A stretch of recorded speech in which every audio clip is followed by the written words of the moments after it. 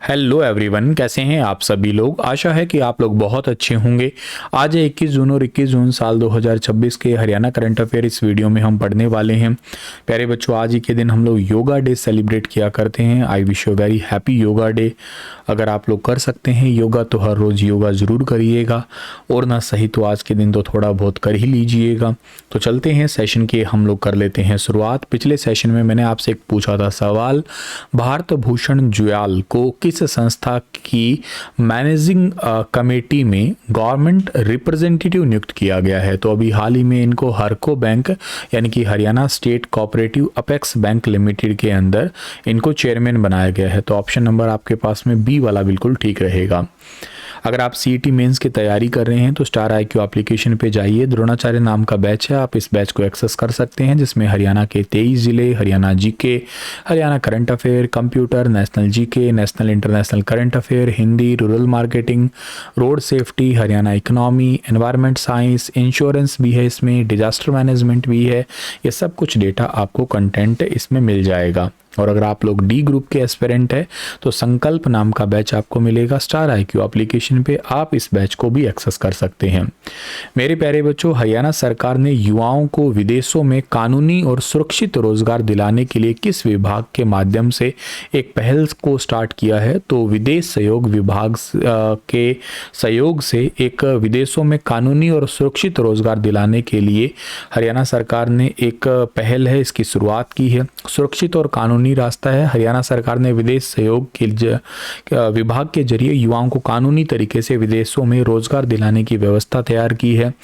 इस सरकारी व्यवस्था के तहत युवाओं को केवल अपने हवाई टिकट का खर्चा उठाना पड़ता है, और वर्तमान में विदेश जाने वाले इच्छुक 5,500 से ज़्यादा युवाओं के आवेदन जांच प्रक्रिया में चल रहे हैं।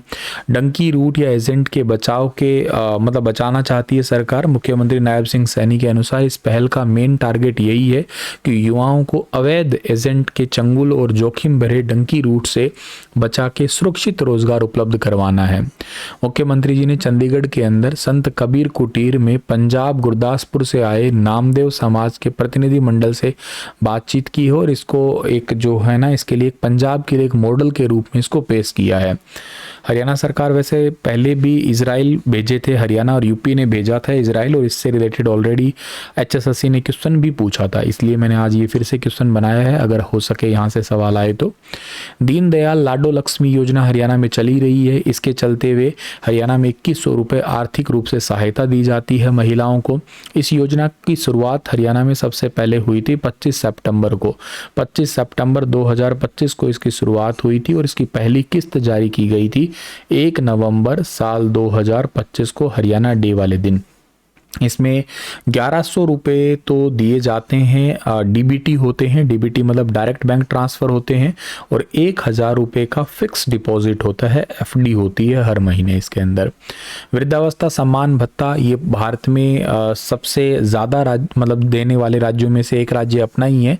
3200 रुपये पर महीने दी जाती है पेंशन हरियाणा में।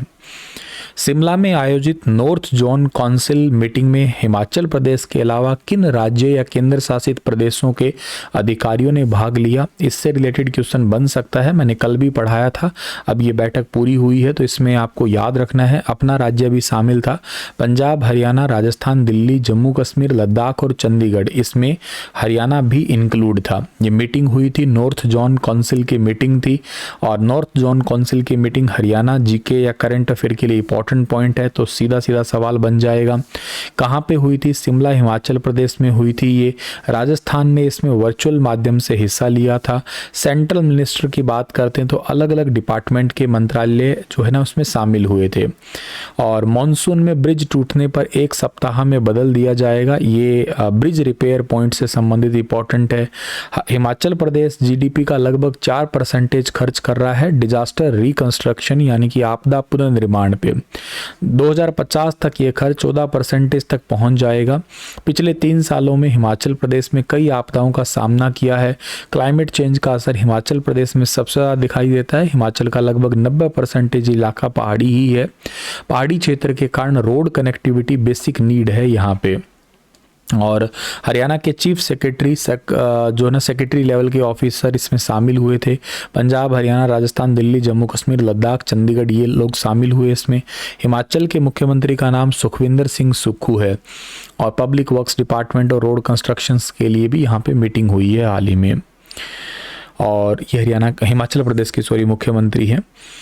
नेक्स्ट आता है कि फरीदाबाद की भारत कॉलोनी के मनीष राजपूत ने साल 2026 जून में थाईलैंड में आयोजित इंटरनेशनल बॉडी बिल्डिंग चैंपियनशिप में किस भार वर्ग में गोल्ड मेडल जीता है। इन्होंने 62 किलोग्राम भार वर्ग में गोल्ड जीता है। मनीष राजपूत फरीदाबाद की भारत कॉलोनी के निवासी हैं। इन्होंने 12 से 14 जून तक थाईलैंड के अंदर जो इंटरनेशनल बॉडी बिल्डिंग चैंपियनशिप हुई थी उसके अंदर इन्होंने हिस्सा लिया था और इसमें हिस्सा लेके जो है ना इन्होंने बेसिकली जो बॉडी बिल्डिंग चैंपियनशिप में भाग लेके 62 किलोग्राम भार वर्ग में फाइनल में पाकिस्तान के खिलाड़ी को हरा के गोल्ड मेडल जीता था। तो ये तो ध्यान रखना है डियर आपको यहाँ पे, ठीक है। और इसके साथ साथ आपको याद रखना है कि हरियाणा एआई डेवलपमेंट प्रोग्राम के तहत राज्य का स्टेट एआई डेटा सेंटर कहाँ पे स्थापित किया जाएगा। तो state AI data centre Haryana में बनने वाला है पंचकुला के अंदर। वेरी वेरी इंपॉर्टेंट सवाल है, आप लोगों को यहाँ से ये याद करना है। डायरेक्ट क्वेश्चन जो है ना आप लोगों को यहाँ से पूछा जा सकता है कि स्टेट एआई डेटा सेंटर जो है वो बनने वाला है कहाँ पे सर, पंचकुला के अंदर बनने वाला है हरियाणा के अंदर, ठीक है। एक बात हुई। दूसरी बात है ऐसा मुख्यमंत्री जी ने घोषणा की है कि हरियाणा क्लीन एयर प्रोजेक्ट और हरियाणा एआई डेवलपमेंट प्रोजेक्ट की समीक्षा की बैठक हुई थी। इस दौरान जैसे एआई आर्टिफिशियल इंटेलिजेंस के लिए पंचकुला में राज्य का अपना एआई डेटा सेंटर सेटअप होगा और जल्दी एआई सैंडबॉक्स लॉन्च भी किया जाएगा। ये एआई डेटा सेंटर का मतलब होता है सरकार एक बड़ा डिजिटल सेंटर हो सेटअप करेगी जहाँ पे सरकार के अलग अलग डिपार्टमेंट का डेटा यहाँ पे सिक्योर रहेगा। डेटा पर आर्टिफिशियल इंटेलिजेंस की हेल्प से डेटा को एनालाइज भी किया जा सकेगा। जैसे मतलब आपके फ़ोन में फ़ोटो, वीडियो, कॉन्टैक्ट या डेटा स्टोर रहता है, वैसे ही सरकार के पास में बहुत सारा डेटा होता है। जैसे मान लो PPP का डेटा है, परिवार पहचान पत्र का, राशन कार्ड का, पेंशन का, एजुकेशन का, या हेल्थ से रिलेटेड है, या किसानों का डेटा हो सकता है, या बिजली से रिलेटेड हो सकता है, या पॉल्यूशन जहाँ जहाँ पे हो रहा है वो डेटा हो गया, बस का, रेल का, बहुत सारे डेटा होते हैं। तो इस डेटा को एक ही जगह पे सिक्योर करके एआई से काम करवाने वाली एक स्टेट एआई डेटा सेंटर ये बन जाएगा। तो मतलब बेनिफिट ये होगा कि गवर्नमेंट डेटा सेंटर अलग अलग डिपार्टमेंट का डेटा अब एक ही जगह पे सिक्योर हो जाएगा और उसको एआई की हेल्प से आप लोग प्रोसेस भी कर लेंगे, जिससे मतलब किसको कौन सी स्कीम मिलनी चाहिए ये ओवरऑल एनालाइज अपने आप हो जाएगा, मैन पावर कम लगेगी। इसके अलावा लोगों को ना योजनाओं का लाभ जल्दी मिल जाएगा और सही तरीके से मिलेगा। प्रॉपर ट्रांसपेरेंसी रहेगी, डुप्लीकेट रिकॉर्ड है या कोई गलत डेटा है उसको जल्दी पकड़ा जाएगा। साइबर सिक्योरिटी भी थोड़े अच्छे तरीके से कर पाएंगे। हाई पावर कंप्यूटर इसमें लगाने पड़ेंगे, पावरफुल सर्वर है, जीपीयू जिसको ग्राफिक्स प्रोसेसिंग यूनिट कहते हैं, तो वो सब कुछ यहाँ पे लगाया जाएगा। और GAIC है ये एआई डेवलपमेंट प्रोग्राम के तहत गुरुग्राम में GAIC है ना, ये भी सेटअप की जाएगी, आपको ये ध्यान रखना है डियर। तो GAIC कहाँ पे सेटअप होगी, डायरेक्ट अगर आपसे पूछ लिया जाए तो GAIC डेवलपमेंट प्रोग्राम के तहत गुरुग्राम में ये सेटअप की जाएगी। गुरुग्राम और के साथ साथ पंचकुला, इन दोनों के क्वेश्चन एग्जाम में बन सकते हैं, आपको ये ध्यान रख लेना है, ठीक है। और इसके अलावा आपको ये याद रखना है कि बजट में एआई परियोजनाओं पर कुल 474 करोड़ रुपए खर्च किए जाएंगे। डेटा एकीकरण मतलब डेटा का इंटीग्रेशन होगा। एआई डेटा सेंटर बनने से अलग अलग डिपार्टमेंट का डेटा एक ही जगह पे, जैसे कि अभी मैंने कहा, सारा डेटा यहाँ पे ही आ जाएगा आपका। और नए प्लेटफॉर्म है जैसे हरियाणा डेटा एक्सचेंज है, Haryana state data lake platform है, ये सब को लेक प्लेटफॉर्म भी बने जाएंगे। मतलब हरियाणा डेटा एक्सचेंज पॉलिसी नई लागू की जाएगी। ये जो GAIC है ना, इसका मतलब होता है ग्लोबल आर्टिफिशियल इंटेलिजेंस सेंटर के नाम से जानेंगे।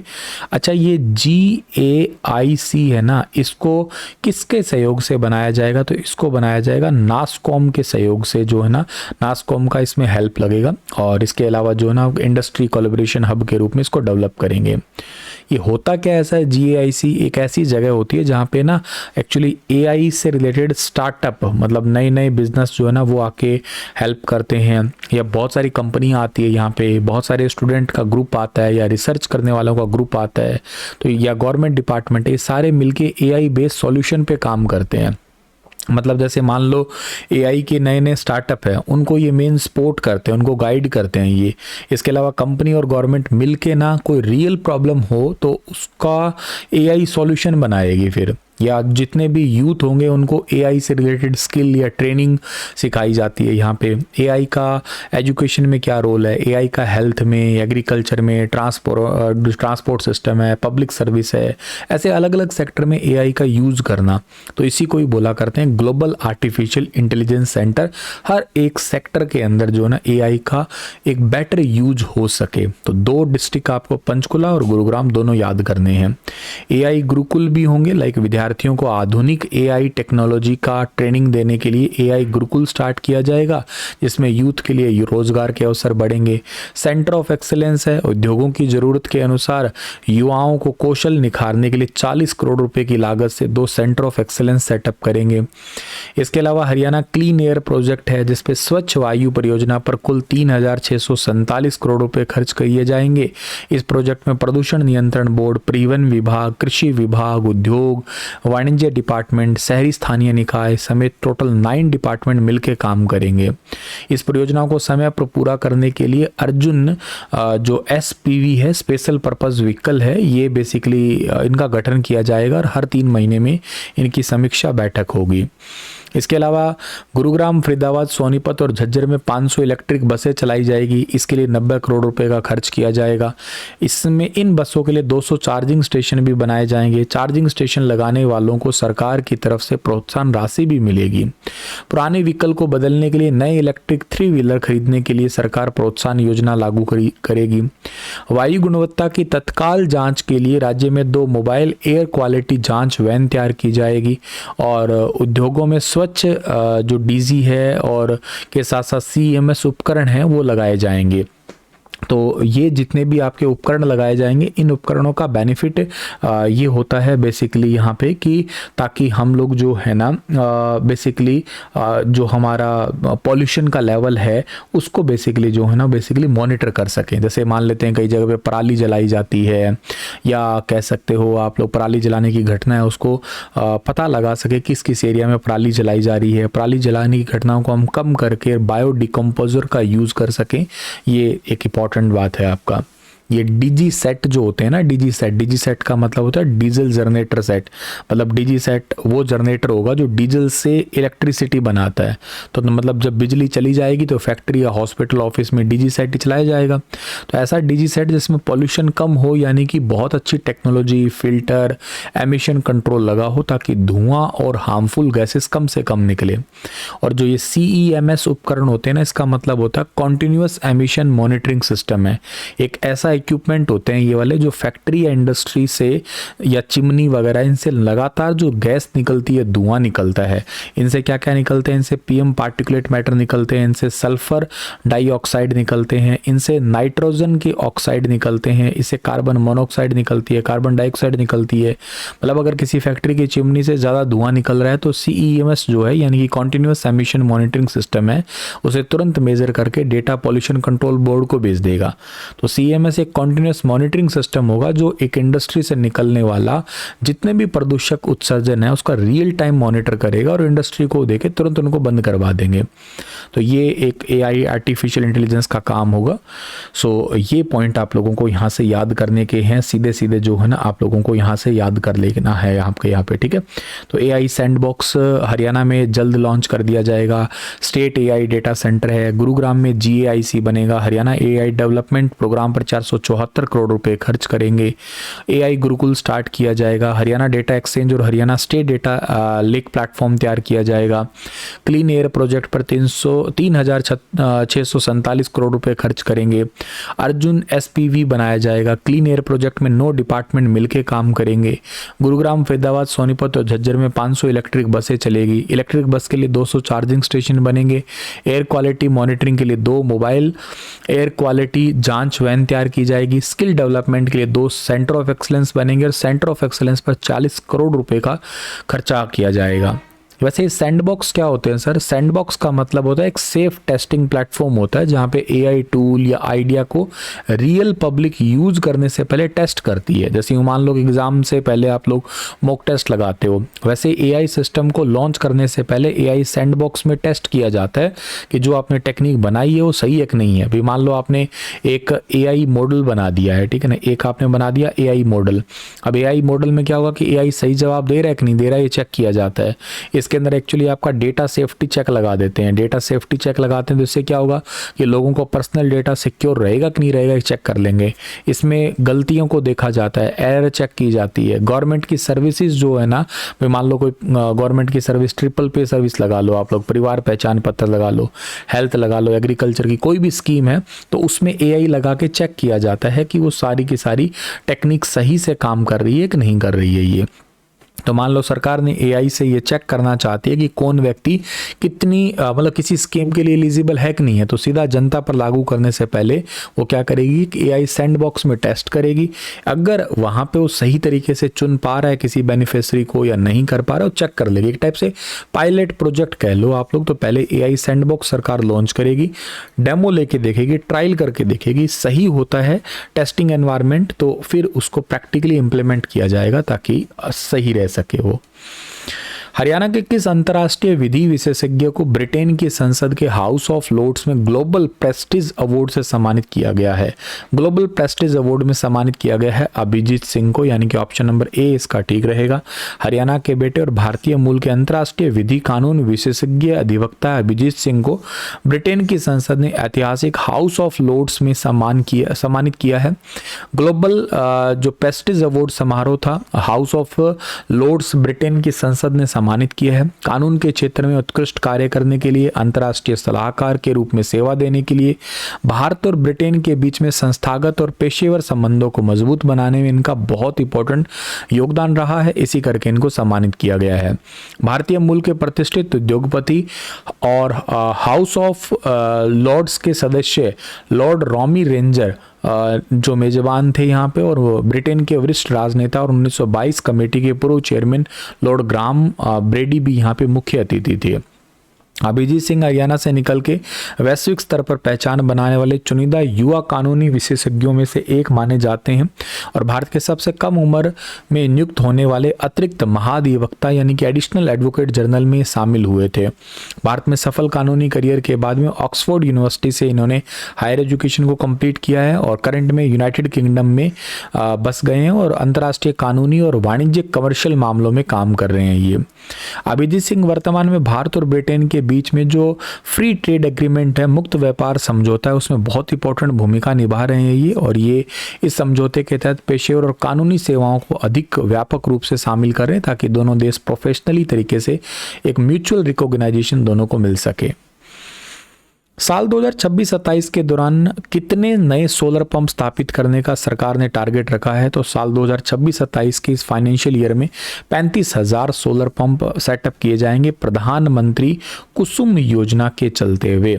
1,92,725 सोलर पंप अब तक लगाए जा चुके हैं और जिसके साथ राज्य देश भर में दूसरे नंबर पे आता है और बिजली शिकायत नंबर हरियाणा में जारी किया गया है, 1912 जारी किया गया है। वियतनाम में आयोजित एशियाई अंडर 23 कुश्ती चैंपियनशिप में हरियाणा के मोहित कुमार ने कौन सा पदक जीता है? तो हरियाणा के मोहित कुमार ने इसमें गोल्ड मेडल जीता है। ये बात को आप लोगों को याद रखना है। हरियाणा के मोहित कुमार ने, अगर आपसे पूछ लिया जाए तो कौन सा मेडल जीता है, तो हरियाणा के मोहित कुमार ने इसमें गोल्ड मेडल जीता है, ठीक है। और इसके साथ साथ जो है ना हमारे पास में यहाँ पे आपको और क्या याद रखना है, और आपको याद रखना है यहाँ पे कि वियतनाम में ही अंडर 23 कुश्ती चैंपियनशिप हुई थी। इसमें रेसलर मोहित कुमार ने कौन से वेट कैटेगरी में मेडल जीता है? तो इन्होंने जीता है 65 किलोग्राम वेट कैटेगरी में गोल्ड मेडल जीता है। और इसके अलावा हरियाणा के चंद्रमोहन ने 79 किलोग्राम वेट कैटेगरी में गोल्ड मेडल जीता है। विक्की हुड्डा ने 97 किलोग्राम वेट कैटेगरी में गोल्ड मेडल जीता है। एक इसमें और थे खिलाड़ी जिनका नाम था सचिन मोर। सचिन मोर ने 86 किलोग्राम वेट कैटेगरी में ब्रॉन्ज मेडल जीता है। एक खिलाड़ी लक्की भी याद कर देना आप लोग, लक्की जो ने 125 किलोग्राम वेट कैटेगरी में सिल्वर मेडल जीता है इन्होंने, ठीक है। तो ये आपको याद करने के हैं। मेन तो आपको एक ही नाम याद करना है तो थोड़ा ज़्यादा जरूरी रहेगा।